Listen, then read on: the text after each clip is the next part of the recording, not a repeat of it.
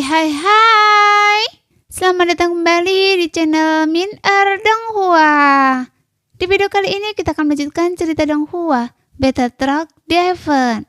Gak pakai lama-lama lagi, langsung aja kita ke ceritanya. Cekidot. Saat ini tetua ketiga melirik Xiaoyan dengan curiga. Ekspresinya ragu-ragu. Sejujurnya, saya hampir tidak punya peluang untuk memenangkan kompetisi ini. Lagi pula, kompetisi ini sama sekali tidak ada artinya bagi saya karena saya sudah menang. Mengapa saya harus menambah masalah bagi diri saya sendiri?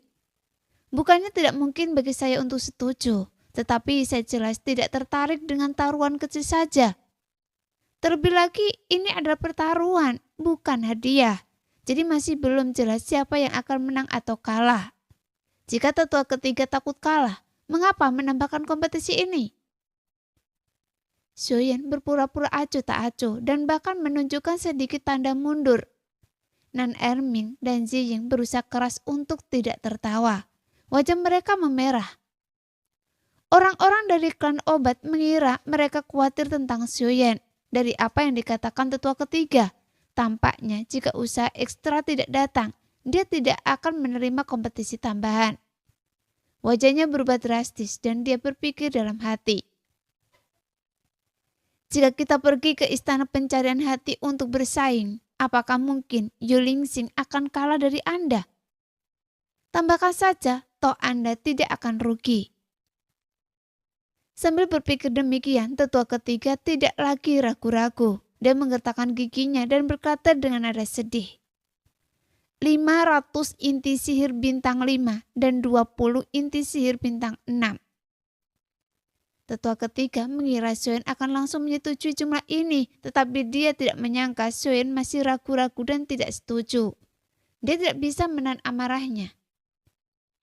Ini hampir semua inti sihir tingkat tinggi yang telah saya kumpulkan selama puluhan ribu tahun. Kata-katanya seolah menjadi pengingat bagi Xiaoyan untuk tidak bertindak terlalu jauh. Setelah menghela nafas panjang, Xiaoyan menatap tajam ke arah pemimpin klan obat, lalu kembali menatap tetua ketiga. Tampaknya dia setuju dan enggan demi wajah tuanya, dan berkata, "Baiklah, mengingat ketulusan tetua ketiga, saya akan dengan hormat mematuhi perintah Anda." Mendengar persetujuan Xiaoyan, hati tetua ketiga akhirnya tenang. Yulingsing diam-diam menyeka keringat dingin di dahinya, tatapannya menjadi lebih dingin dari sebelumnya. Bagaimanapun yang dipertaruhkan dalam kompetisi ini bukan hanya inti sihir tingkat tinggi yang telah dikumpulkan oleh garis keturunan kakeknya selama bertahun-tahun, tetapi juga reputasi kakeknya dan harapan besar yang diberikan keluarga kepadanya. Oleh karena itu, dia hanya bisa menang. Tapi untuk pertama kalinya, Yulingsing merasakan jantungnya begitu berat, hingga dia hampir tidak bisa bernafas. Namun Xiaoyan merasa sangat senang. Begitu senangnya sampai-sampai dia hampir bersorak keras.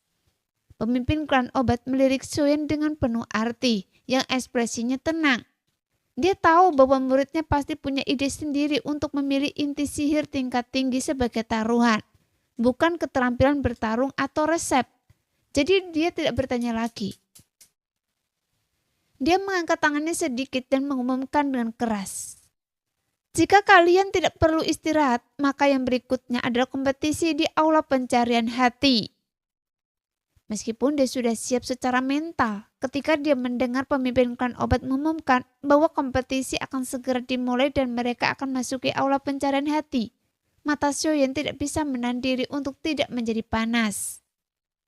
Setelah istirahat sejenak, semua orang yang dipimpin oleh pemimpin klan obat muncul di depan sebuah bangunan di bagian terdalam di barat aula klan obat.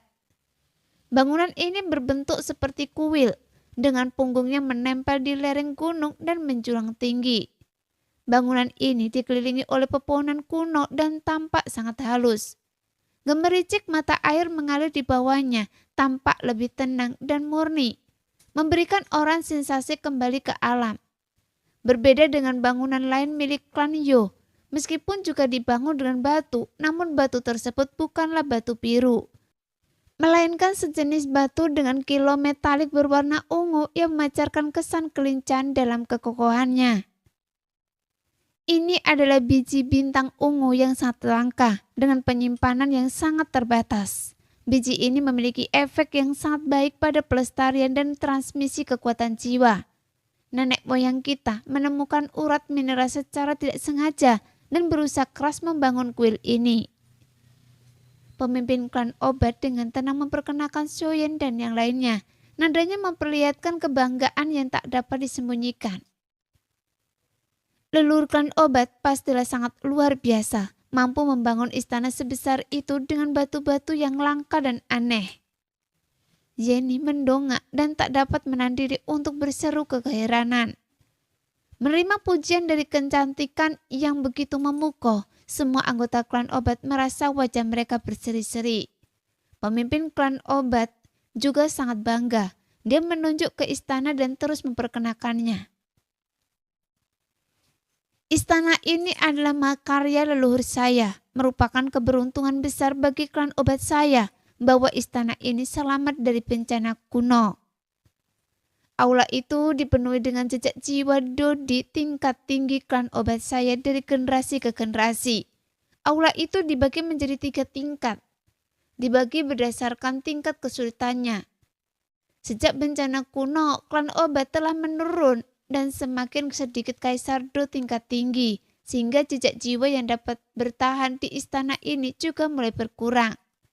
Setelah bertahun-tahun penyelidikan, hanya ada beberapa yang tersisa di setiap level. Pemimpin klan obat menghela nafas dan melanjutkan. Jejak jiwa pada lapisan kedua semuanya ditinggalkan oleh Dodi bintang 7. Kekuatan jiwa mereka pada dasarnya berada di puncak alam kaisar. Dan ada juga beberapa di tahap awal dan akhir alam kekaisaran.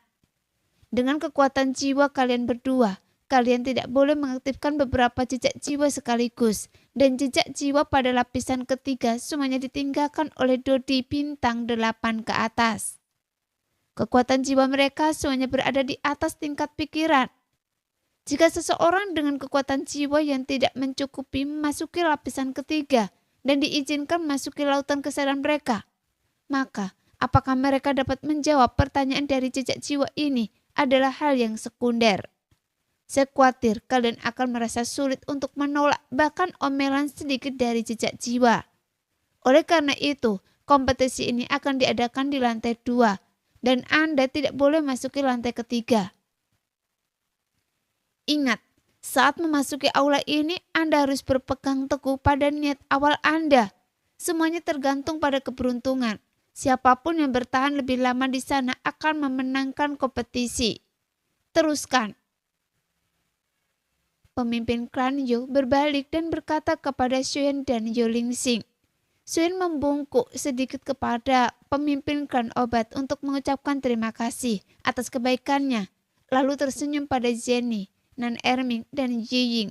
Dan dia melangkah melawan angin dan melayang menuju aula pencarian hati. Pada saat ini, Yulingsing telah masuki aula penyelidikan sebelum Xuyen. Dengan pikiran yang tidak stabil seperti ini, apa gunanya berada 1 langkah di depan saya? Xuyen tersenyum tipis. Sorot tekad terpancar di pupil matanya yang tertunduk. Lalu dia melompat berdiri dan sosoknya memasuki aula tersebut. Dia mendorong pintu lantai 2 yang lebih berat dari yang dibayangkannya dan melihat sekelilingnya. Aula itu berwarna abu-abu dan kosong dan dia tidak dapat melihat apapun. Pada saat ini dia merasa seperti berada di tanah terlantar. Begitu sunyi sehingga dia tidak dapat menahan diri untuk bertanya-tanya apakah dia telah datang ke tempat yang salah.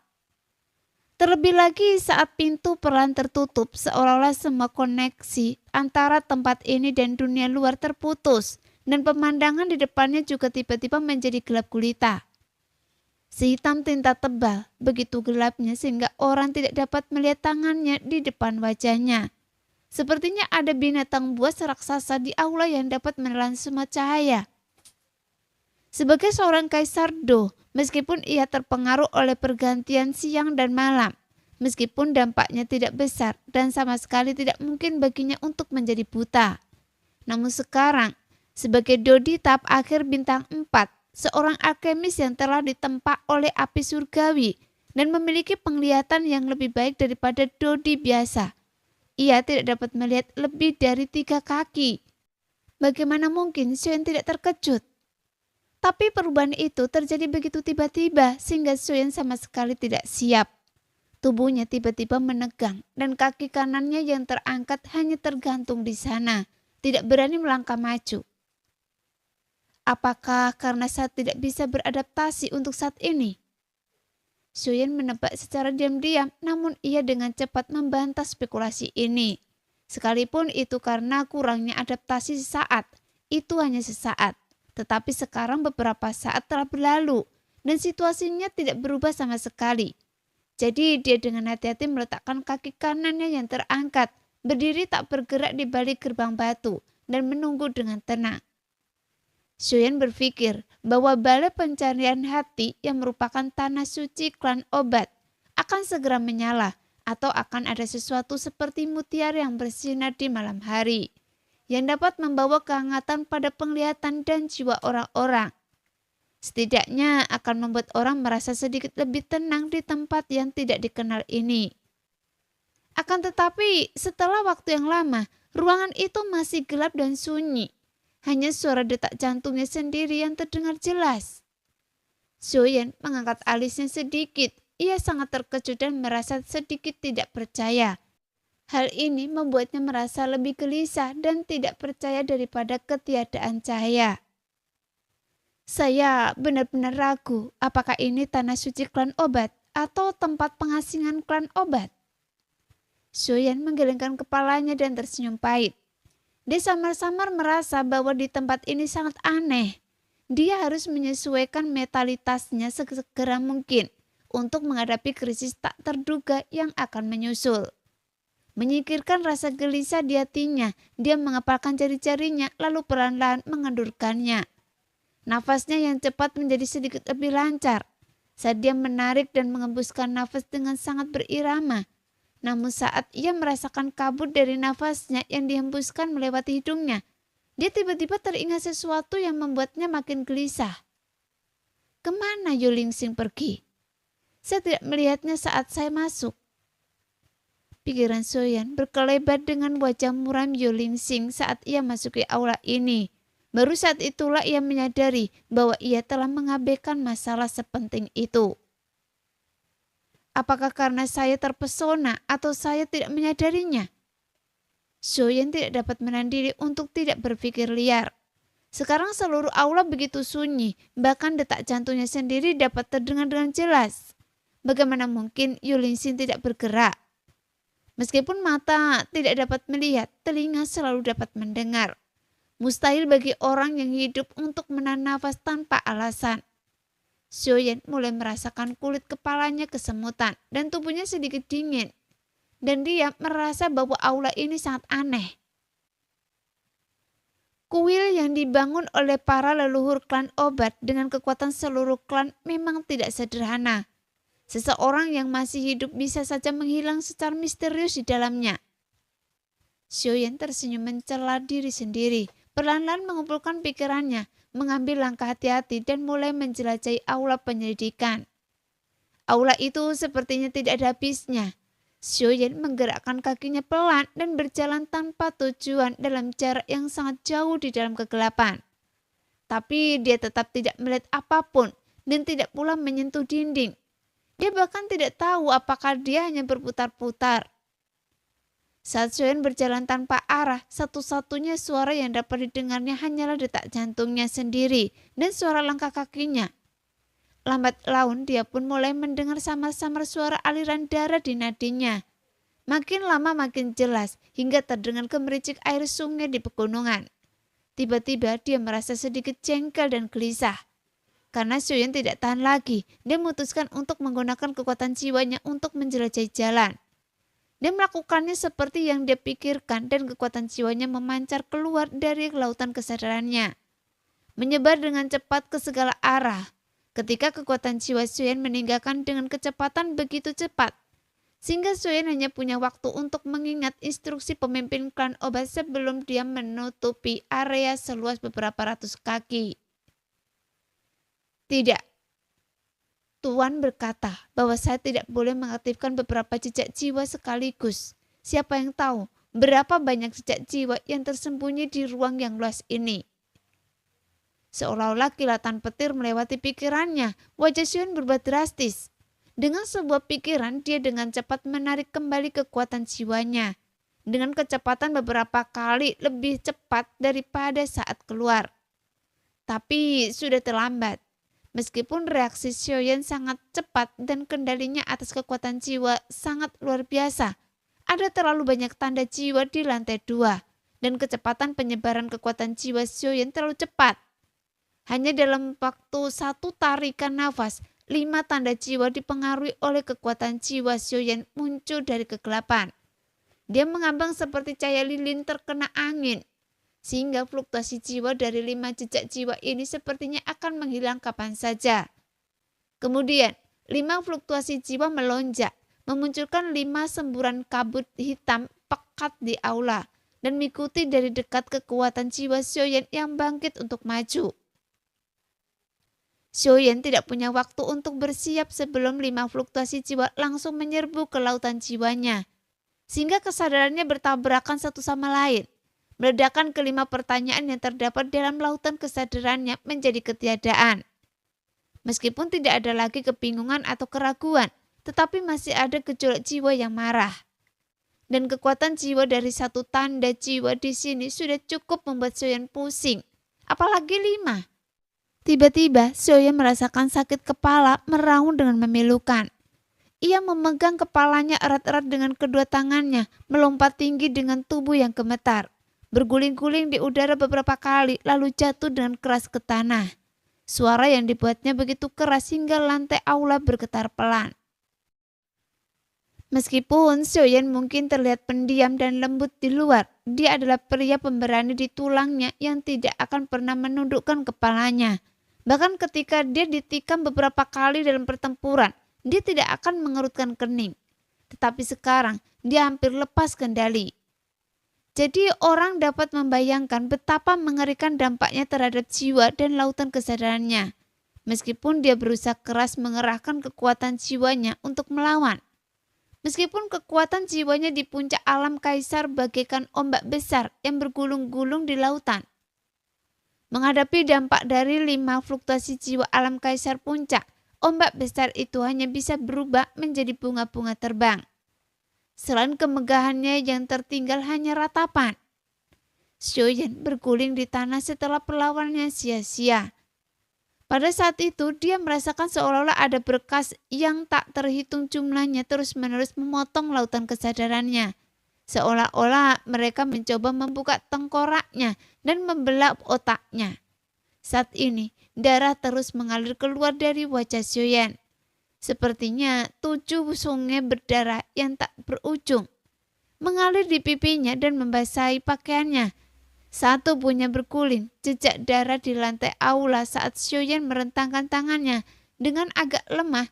Desahan lembut datang dari dalam tubuhnya dan kekuatan jiwa yang sangat lembut namun tak tertahankan menyapu. Dan 5 fluktuasi jiwa di lautan kesadaran Xiaoyan langsung terhapus tanpa jejak. Anda sangat berani. Anda benar-benar pemberani memprovokasi seorang jiwa. Dari 5 alam kaisar puncak sekaligus, haruskah saya memuji keberanian Anda atau menyebut Anda idiot? Kata Janlo dengan marah. Xiaoyan berusaha keras untuk duduk dengan satu tangan dan mula-mula memasukkan segenggam obat ke dalam mulutnya dengan tangannya yang berlumuran darah. Setelah menelan ludah, dia menarik nafas dalam-dalam dan berkata, "Saya tidak pernah tertarik untuk memamerkan kemampuan saya, tetapi tempat sialan ini terlalu aneh, sangat aneh hingga membuat saya tidak nyaman. Anda sepertinya bukan tipe orang yang akan merasa gugup." Ada sedikit candaan dalam kata-kata Janlo. "Janlo, tolong berhenti mengolok-olok saya. Baiklah, saya akui saya agak impulsif kali ini. Tetapi siapa yang mengira bahwa kegelapan tanpa batas ini bahkan tidak dapat menyerap cahaya tanda jiwa. Saya tidak dapat menemukan tanda-tanda jiwa itu sama sekali, kata Xiuyan dengan wajah getir. Melirik pakaiannya yang berlumuran darah, merasakan gelombang ketakutan di dalam hatinya. Oh, aneh sekali. Janlo sangat curiga, tiba-tiba dia terkejut. Hah? Tidak mengherankan jika material ini merupakan batu yang aneh. Apa? Xiuyan bingung. Batu aneh semacam ini sangat langka dan saya tidak menyangka kalau klan obat punya begitu banyak dan mereka bahkan menggunakannya untuk membangun aula besar. Zanlo tidak dapat menahan diri untuk tidak mendesah atau kemurahan hati klan obat. Namun dunia hanya mengetahui bahwa batu ini bermanfaat untuk menjaga kekuatan jiwa, tetapi saya khawatir mereka tidak mengetahui kegunaan luar biasa lainnya dari batu ini. Oh, ceritakan pada saya dengan cepat. Saat Xiuyan merasakan panas dari ramuan di tubuhnya, dia tiba-tiba mendengar kata-kata Zanlo dan hanya api biru abu-abu kemelintas di matanya. Artinya, begitu batu ini membentuk segel, akan ada denyutan di dalamnya yang sangat mirip dengan frekuensi detak jantung manusia, yang dapat dengan mudah membuat orang merasa kesal tanpa alasan. Zanlo tersenyum dan melanjutkan. Terlebih lagi, tanah dan dinding dilapisan dengan cat ajaib yang dapat menyerap berbagian besar cahaya. Jadi di sini sangat gelap. Jadi begitu. Xiuyan tiba-tiba menyadarinya, tetapi dia malah semakin bingung. Lalu mengapa guru saya tidak memberitahunya tentang ini? Mungkinkah sang guru mempunyai rencana lain? Guru? Guru yang mana?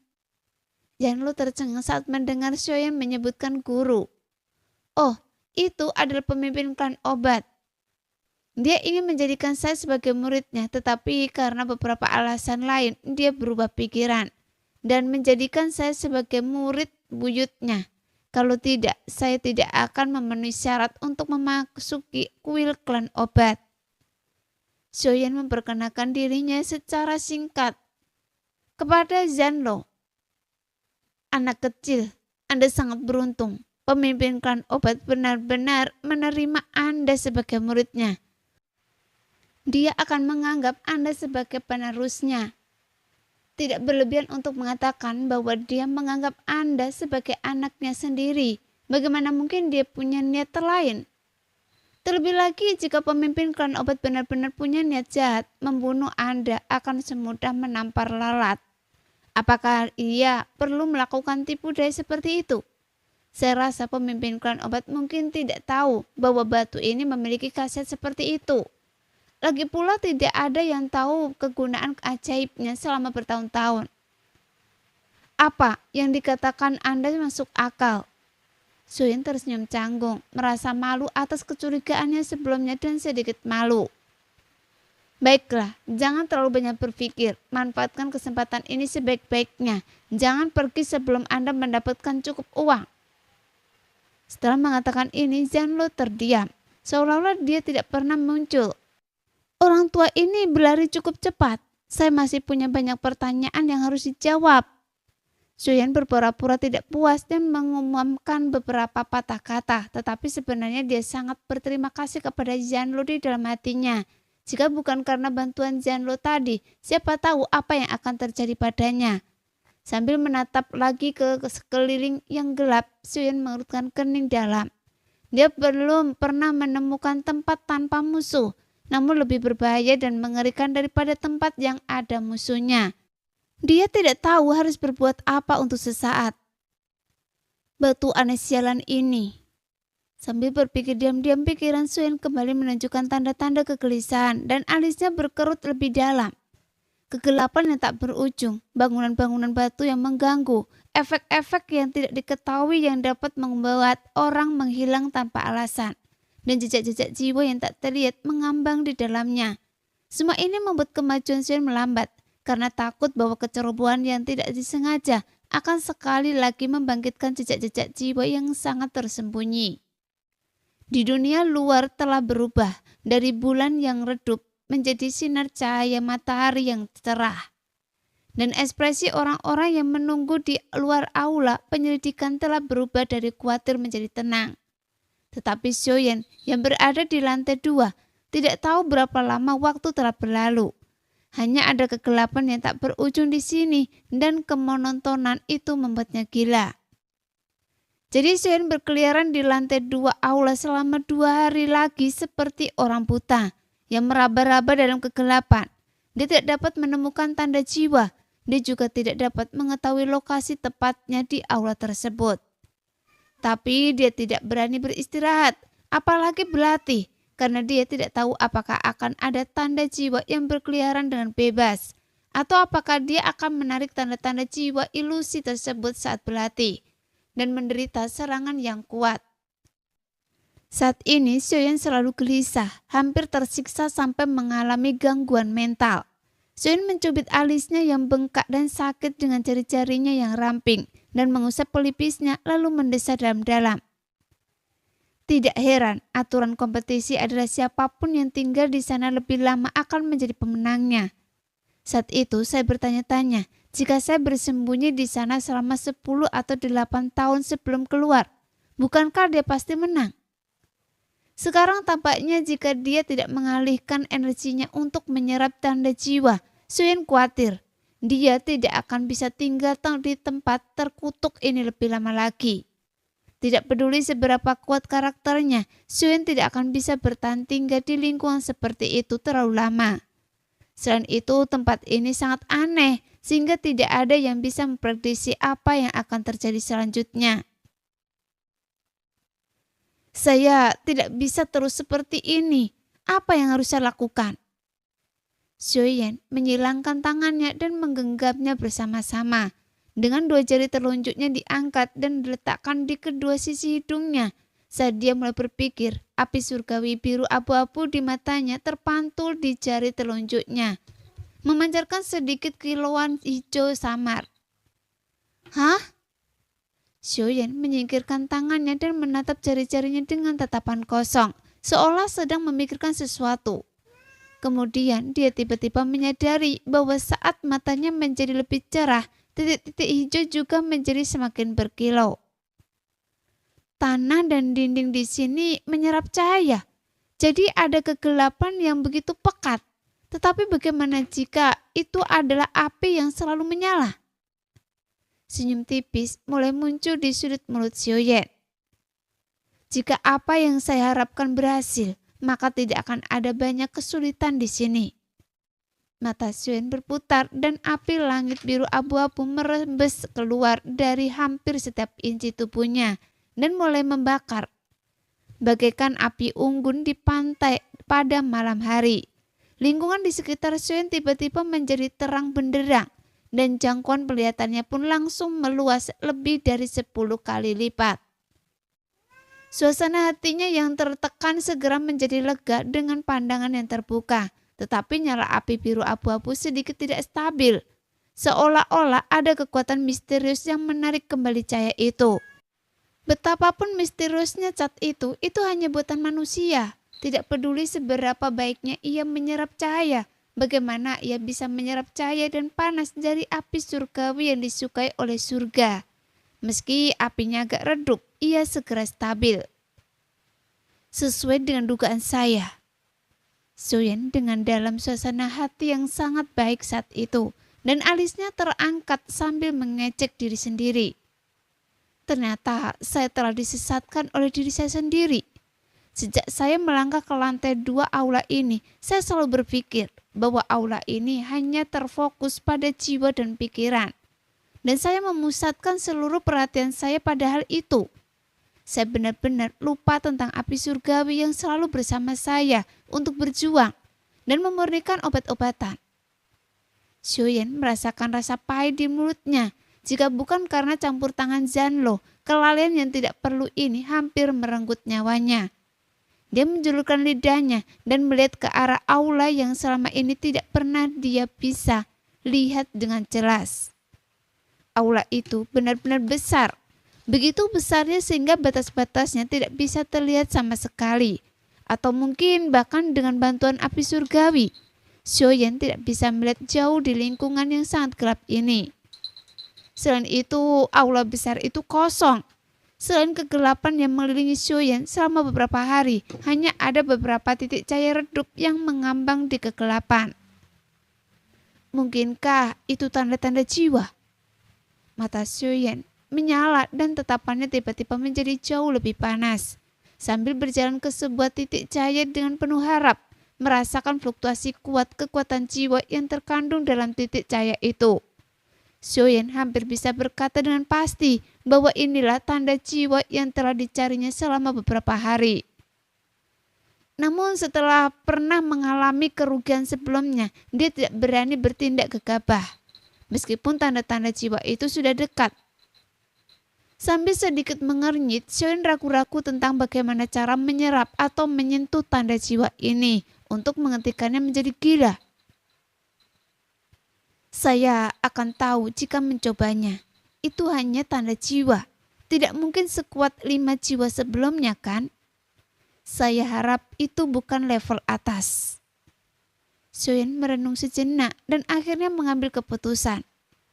Ujung lidahnya menjilat bibirnya dengan lembut dan kekerutan yang retak di bibirnya menjadi lembab dan nyaman karena kelembapannya. Hati Xiaoyan yang tegang sedikit rileks, jadi dia tidak ragu lagi dan menggunakan kekuatan jiwanya untuk melindungi lautan kesadarannya. Lalu mengelurkan sedikit dan dengan lembut menyentuh tanda jiwa yang redup. Tapi tanda jiwa tidak hanya bereaksi, hanya bergetar sedikit, lalu tidak ada gerakan lagi. Tampaknya sedang memikirkan suatu masalah dan mengabaikan segala sesuatu yang terjadi di sekitarnya. Ia juga tampak meremehkan kekuatan jiwa Xiaoyan yang tidak mencukupi.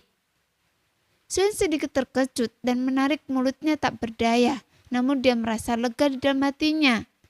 Tampaknya jejak jiwa di sini tidak dapat dipicu sesuka hati. Setidaknya dia tidak secara tidak sengaja memicu jejak jiwa yang melayang di udara. Tepat saat Xiaoyan tengah memikirkan hal ini, tiba-tiba dari sudut matanya melihat tanda jiwa lain terbang ke arahnya. Dia segera menundukkan kepalanya dan berjongkok, membiarkan tanda jiwa itu melayang di atas kepalanya, lalu menunggu tanda itu terbang menjauh. Baru kemudian dia memperkuat output kekuatan jiwa ke tanda jiwa di depannya. 1 benang, 2 benang, 3 benang. Xiaoyan mencoba dengan hati-hati. Ketika kekuatan jiwa berubah dari 1 benang menjadi selebar jari. Saat Xiaoyan merasa bahwa ia akan menjadi laba-laba pemintal sutra, tanda jiwa yang redup itu bergerak. Jika dia tidak bergerak, dia akan baik-baik saja. Namun saat ia bergerak, gerakannya secepat kilat. Pada suatu saat dia diawasi dengan ketat oleh mata Xiaoyan. Dan pada saat berikutnya, dia muncul di lautan kesadaran Xiaoyan. Tidak tahu bagaimana ia bisa menembus berbagai penghalang jiwa yang telah dia buat. Pori-pori Xiaoyan tiba-tiba mengerut saat ia bereaksi. Keringat dingin membasahi punggungnya dan dia merasa seolah-olah telah terkena terik matahari sepanjang hari. Untungnya, tanda jiwa ini tidak seperti kelima tanda jiwa lainnya yang hancur. Karena terjerat satu sama lain. Dan hanya tersisa kekuatan dahsyat. Meskipun telah memasuki lautan kesadaran Xiaoyan, namun hingga saat ini ia masih tergantung diam di sana, tanpa ada gerakan sedikit pun. Metode dampak jiwa Dodi bintang 7 benar-benar kuat dan sulit untuk dilawan. Tidak heran Tuhan secara khusus memperingatkan saya untuk tidak menghadapi banyak tanda jiwa sekaligus. Tampaknya jika hanya ada 1 itu tidak akan terlalu gila. Setelah menelan beberapa suap air liur dengan susah payah, Xiaoyan menyeka keringat yang telah berubah menjadi aliran di dahinya dan menatap tanda jiwa itu dalam-dalam. Nah, demikianlah video hari ini. Terima kasih sudah menonton video Min sampai selesai. Sampai jumpa lagi di video selanjutnya. Bye-bye.